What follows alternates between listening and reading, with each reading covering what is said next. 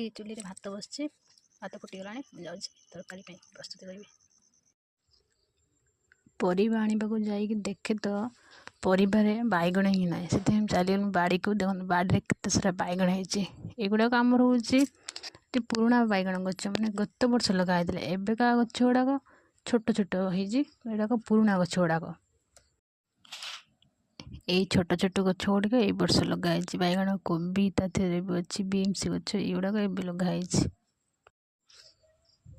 ଚାଲନ୍ତୁ କିଛି ବାଇଗଣ ନେଇଯିବା, ନେଇକି ରୋଷେଇ କରାଯିବ। ଦେଖନ୍ତୁ କେତେ ଗୁଡ଼ା ବାଇଗଣ ମୁଁ ତୁଳିଦେଲି। 3-4ଟା ବାଇଗଣ ହେଇଯିବ ଆଜି ପାଇଁ। ଫାଇନାଲି ମୁଁ ଚାଲି ଆସିଲି ପରିବା ବାଇଗଣ ତୁଳିକି ଏବେ ରୋଷେଇ କରିବାକୁ। ମୋର ଲାଉ ଘାଣ୍ଟ ହେଇଗଲାଣି। ଏବେ ଫୁଲ ବଡ଼ା, ବୋଇତାଳୁ ଫୁଲ ବାଡ଼ ହେଇଥିଲା, ତାକୁ ବଡ଼ା କରିବି। ଶେଷରେ ରୋଷେଇ ସରିଗଲା। ଆଜିର ରୋଷେଇରେ ହେଇଛି ବିମ୍ସ ଆଳୁ ଭଜା, ବୋଇତାଳୁ ଫୁଲ ବଡ଼ା, ଲାଉ ଘାଣ୍ଟ ଓ ଭାତ। ବାସ୍ ଏତିକ।